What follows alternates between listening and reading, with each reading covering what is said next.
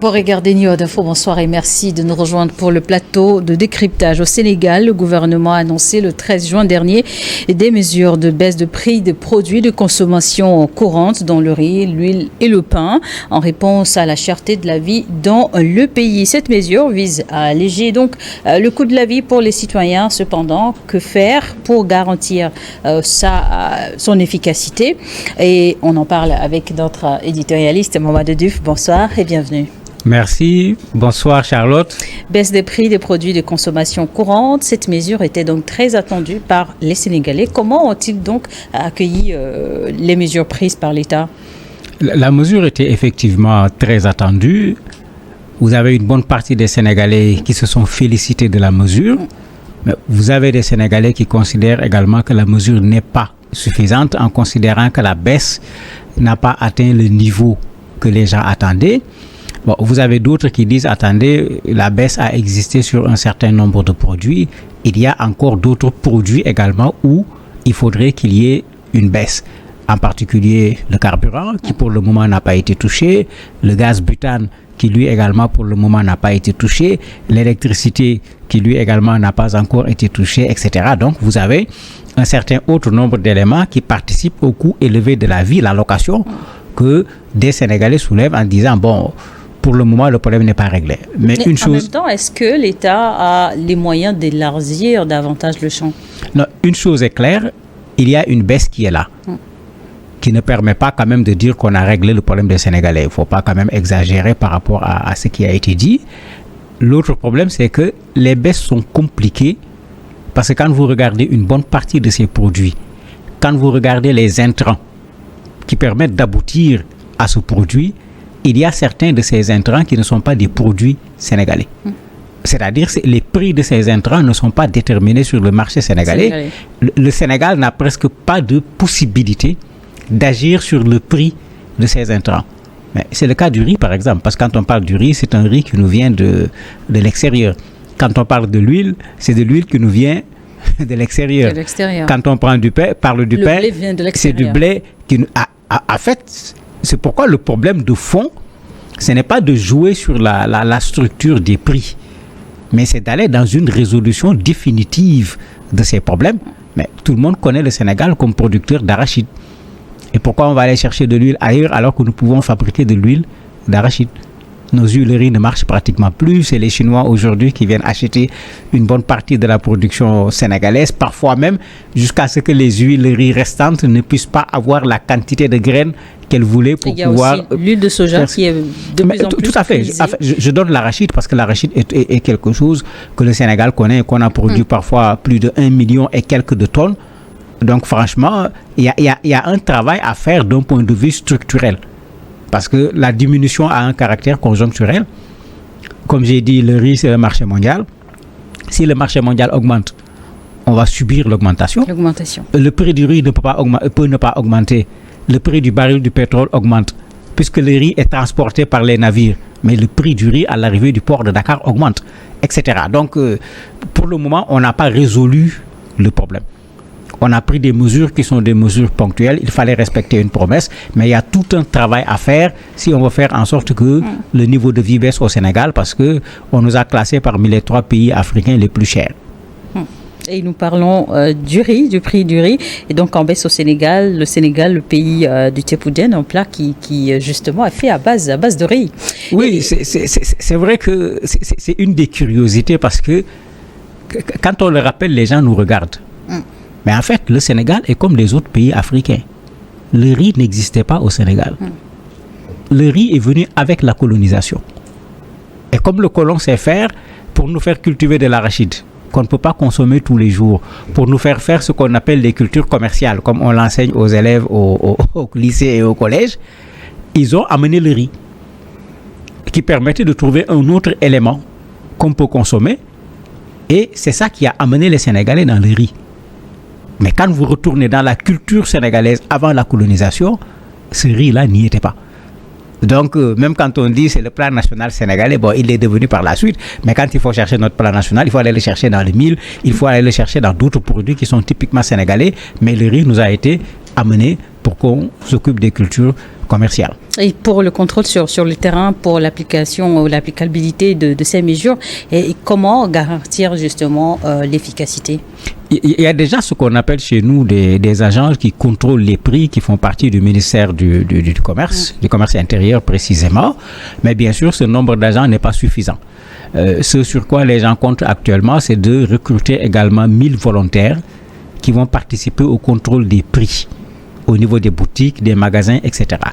Ils proposent également un numéro vert permettant à tout citoyen de devenir contrôleur des prix en pouvant dire qu'à tel endroit, le prix ne respecte pas ce qui est dit, puisque le décret, il y avait une discussion sur le décret est sorti ce matin.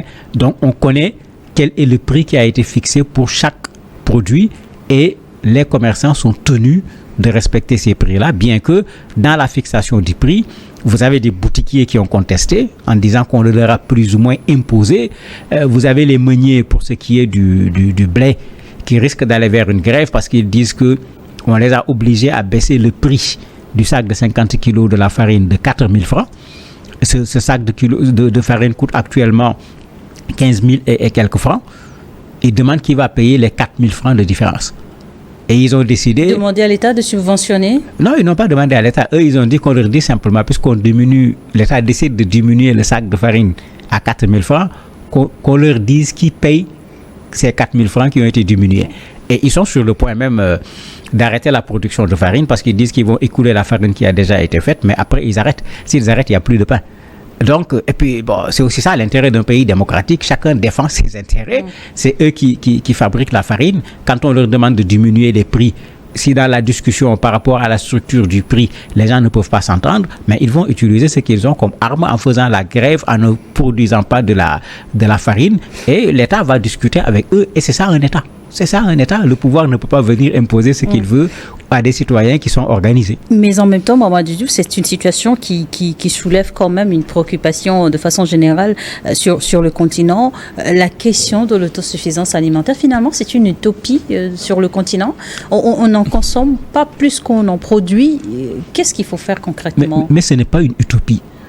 Je n'accepte pas qu'on dise que c'est une utopie. Regardez comment aujourd'hui des firmes étrangères sont en train de venir acheter des terres en Afrique pour cultiver. Si je prends le Sénégal, que je connais très bien, vous avez une firme indienne que je ne citerai pas, mais qui produit de la pomme de terre en énorme quantité sur le marché sénégalais. Ils en produisent destinée tellement... à l'exportation? Non, même destiné également à la consommation locale.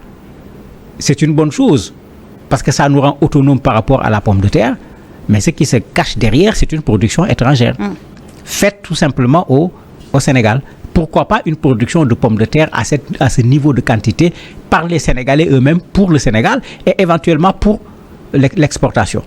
C'est là où, pour moi, les choses sont claires. Il existe des techniques, il existe des méthodes qui permettent avec ces terres africaines de pouvoir produire de quoi satisfaire les besoins des Africains et même de pouvoir mettre quelque chose sur le marché international.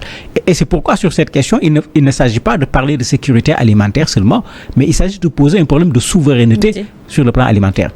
J'ai bien apprécié ce que le président burkinabé Ibrahim Traoré a fait en mettant des tracteurs gratuitement à la disposition des paysans.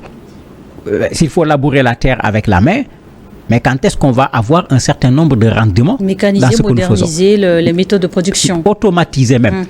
Puisque les gens ont dépassé ces trucs-là. Quand on veut continuer à cultiver avec la main, mais on reste dans cette proportion de paysans qui font 70% de la population, et quand ils produisent, mais ça représente 10%, voire même moins que 10% du PIB d'un pays. Mais on ne peut pas rester dans ce système et vouloir régler le problème de la souveraineté alimentaire. Il faut révolutionner l'agriculture dans nos pays. Sur les espaces cultivés par les paysans, en les mettant sous forme de coopératives ou autres, on peut avoir de grands espaces. Mais utiliser des tracteurs, il y a tout un ensemble de machines qu'on peut utiliser aujourd'hui pour l'agriculture. Mais tous ces ingénieurs agronomes qui ont été formés, mais ils sont là pour pouvoir faire de l'amélioration des semences, des méthodes culturales. D'autres se chargeront de faire l'étude du sol pour savoir quel est le sol qui est le meilleur pour faire du mil ou bien de l'arachide. Mais si on met ensemble tous ces éléments, on n'a plus besoin d'aller chercher des aliments ailleurs.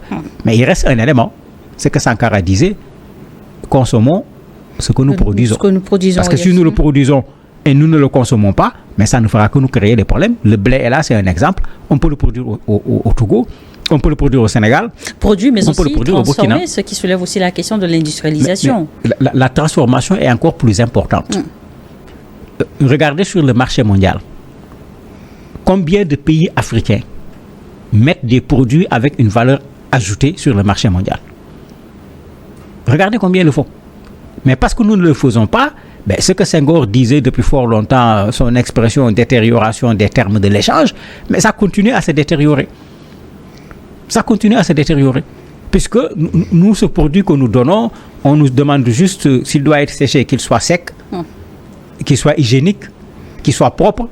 C'est-à-dire quand on regarde la barre de mise en valeur du produit, nous n'avons presque rien fait par rapport au produit. Quand ce produit nous revient après la mise en valeur, ce que nous avons vendu pratiquement à 100 kilos, le prix auquel nous avons vendu le 100 kilos, c'est à ce prix qu'on va nous vendre 1 kilo. Mais prenez le cas du chocolat. À combien on vend le cacao? À combien on vend une tablette de chocolat pur quand on ne l'a pas mélangé pour qu'on puisse le comparer avec le cacao? Mais quand vous regardez le poids de la tablette de chocolat et vous regardez le prix, vous le comparez au prix du cacao, vous regardez le poids, mais ce que Senghor disait, vous voyez clairement ce qu'on appelle la détérioration des termes de l'échange. Et ça, on peut le régler.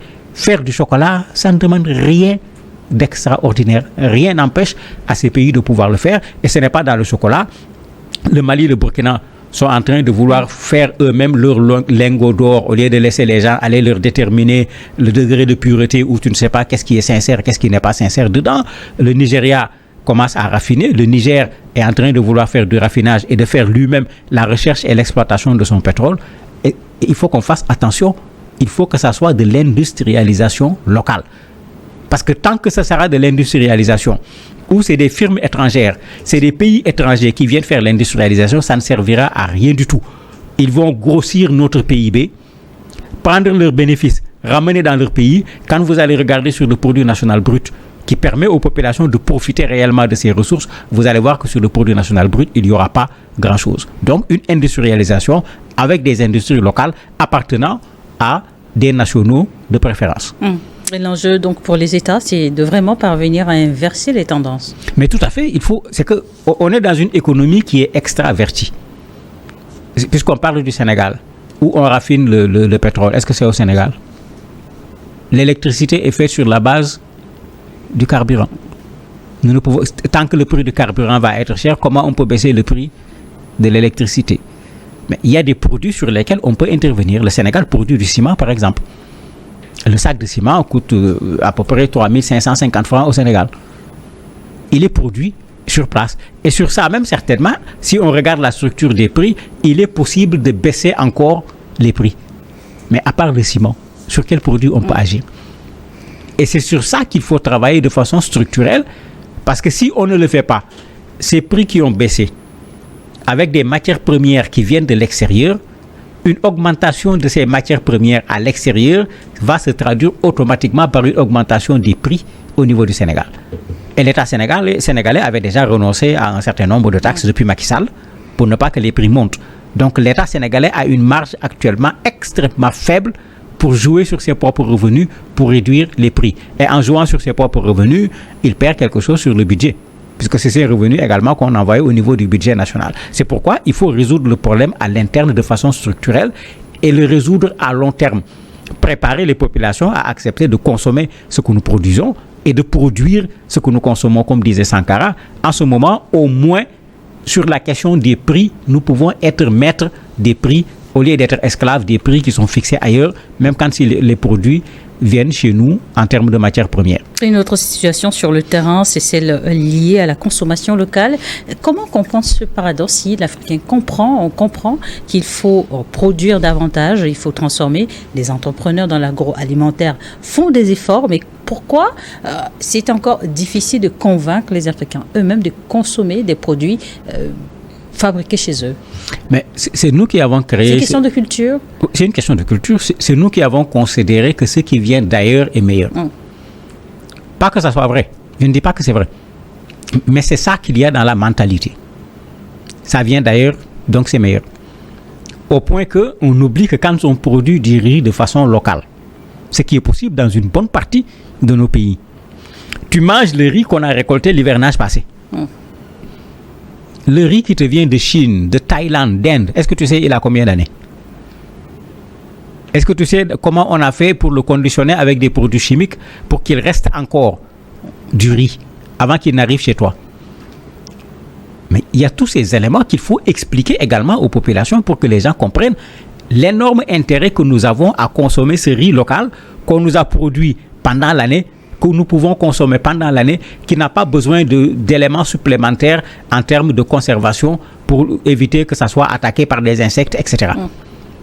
Mais on gagne, je ne dis pas parce que nous mangeons quelque chose qui est encore frais, qu'on vient de récolter il n'y a pas longtemps, mais nous gagnons également parce qu'on n'a pas mis beaucoup d'éléments supplémentaires pour ce qui est de la conservation. Mais il faudrait qu'on travaille, c'est vrai, à améliorer la qualité du riz que nous produisons sur place. Mais si nous-mêmes, nous ne le consommons pas, vous allez le vendre à qui? Mais là intervient également la question du prix, parce que les produits locaux sont généralement plus chers que les produits importés. Mais c'est tout à fait normal à cause du niveau d'exploitation. Quand la Chine produit du riz à grande échelle. Voilà. Le secret, il est là. À l'échelle où on le produit. L'effort que ça demande à celui qui va produire le riz, plus les spéculateurs. Parce que le riz n'est pas vendu par le producteur. Vous avez des gens qui viennent acheter, qui remettent sur le marché, etc. Et il y a bien des choses sur lesquelles on peut travailler si on se met à produire à grande échelle. Mais le jeu de grande échelle va intervenir sur le prix. Et ça ne suffit pas. En ce moment, qu'on fasse ce que le Sénégal fait, par exemple, sur la pomme de terre, sur les oignons, sur la carotte, quand la production sénégalaise sort, les Sénégalais peuvent produire pratiquement 300 000 tonnes d'oignons par an. On bloque l'entrée des oignons venant du marché extérieur. Mais si chacun de nos pays le fait, nos propres paysans vont pouvoir progressivement, mais avoir les outils qu'il faut pour produire et avoir l'esprit tranquille de ne pas produire des oignons et de les voir pourrir parce qu'on ne va pas les acheter et les gens vont aller préférer acheter l'oignon qui vient de l'extérieur en disant qu'il a des qualités meilleures en termes de ceci, en termes de cela. Mais ces qualités que cet oignon a, mais nous avons ici des spécialistes en matière d'agriculture, mais qu'on forme des spécialistes en matière d'oignons qui vont donner à nos oignons la même qualité ou bien même des qualités supérieures. Mais tout ce travail demande un État qui a vraiment la volonté de résoudre ces problèmes. Et dans beaucoup de nos pays, cette volonté, quand elle est exprimée, elle n'est pas réalisée sur le terrain. Et la cherté de la vie a des impacts également sur la stabilité politique. On s'en souvient des soulèvements populaires au Soudan ayant conduit à la chute du président Omar El-Béchir après l'augmentation du prix sur le pain. Mais ce n'est pas le Soudan seulement, l'Algérie l'a connu. C'est que quand on parle du Maghreb, quand vous dites le pain, c'est l'aliment de base. La Tunisie a connu la situation. Ce n'est pas le pain comme nous le voyons, la miche de pain, mais ils ont cette façon traditionnelle de faire le pain rond qu'ils utilisent. Mais ça va venir chez nous parce que si vous regardez ce qui se passe aussi dans beaucoup de pays africains, prendre le pain au petit déjeuner devient notre habitude alors que ce n'était pas ça. Notre habitude d'un point de vue traditionnel. Ça crée une dépendance. Regardez, au Sénégal, il y a plus de 2500 boulangeries. Je dis bien 2500 boulangeries. Vous imaginez la quantité de pain qui est produite par jour et ça montre comment nous-mêmes nous cultivons cette dépendance par rapport à un blé que nous ne produisons pas suffisamment, que nous ne produisons même presque pas au niveau du Sénégal puisque c'était des champs plutôt expérimentaux. Mais en ce moment, cette dépendance, nous la maintenons. Alors qu'il y a des solutions. Même le blé, on peut l'intégrer avec du mil, avec de la patate douce, avec le niébé, le haricot, le mil. Il y a un mélange de farine. Des expérimentations ont été faites justement après que la guerre en Ukraine ait justement créé cette situation de crise de blé sur le continent. Au Sénégal, l'expérimentation a été faite il y a plus de 25 ans. Et vous avez aujourd'hui, dans les boulangeries, du pain fait sur la base de mil, sans la farine de blé. Et vous avez des gens qui le consomment. Vous avez des mélanges avec des dosages qui ne sont pas les mêmes. Mais jusqu'à présent, de façon générale, les consommateurs sénégalais, c'est le pain fait avec la farine boulangère sur la base du blé que les gens préfèrent. Et il y a ce travail également à faire à ce niveau. Si on veut aller à la souveraineté alimentaire, on ne va pas dire à l'État de nous envoyer à la souveraineté alimentaire, alors que nous-mêmes, nous préférons ce qui vient de l'extérieur par rapport à ce qui vient du terroir. En clair, selon vous, Mamadou Diouf, que faire pour davantage encourager la consommation locale dans nos pays? Pour moi, il y a plusieurs choses. La première chose, c'est une production de qualité au niveau local. C'est possible. C'est une production également en quantité au niveau local. C'est également possible. C'est un travail qui doit être fait également sur les questions d'emballage, sur la question du marketing, sur la question de la communication, pour que les gens comprennent l'intérêt de consommer leurs propres produits. Il faut profiter également de cet élan de panafricanisme qui est là sur place pour dire aux gens de préférer ce qu'il y a chez eux au lieu de préférer ce qu'il y a chez les autres. Je me dis que quand on met ensemble ces éléments, d'ici 3 ans, on peut inverser la tendance actuelle qui nous rend très dépendantes d'un point de vue alimentaire. Et après le riz, l'huile et le pain, vous avez espoir que le gouvernement sénégalais puisse faire davantage sur les autres prix, les autres produits? Oui, sur le gaz par exemple, en attendant que le Sénégal commence à exploiter son gaz lui-même, c'est-à-dire en dépendant beaucoup moins du marché extérieur, sur le pétrole également, et en agissant sur le pétrole, on peut indirectement agir sur l'électricité. En agissant sur le pétrole, on agit de façon transversale sur les transports et tous les produits sont transportés. Mais il y a tout un travail à faire en la matière. Parce que la manne pétrolière également, c'est ce que l'État veut mettre dans le budget pour régler des problèmes de santé, pour régler des problèmes d'éducation. Donc, il y a un travail d'équilibre à faire dans cette affaire-là. Mais on peut aller vers d'autres diminutions, surtout en ce qui concerne les loyers. Parce que Dakar en particulier est une ville où le loyer coûte excessivement cher. Merci, Mamadou Diouf, d'avoir accepté répondre à nos questions. Merci à vous également de nous avoir suivis dans Décryptage.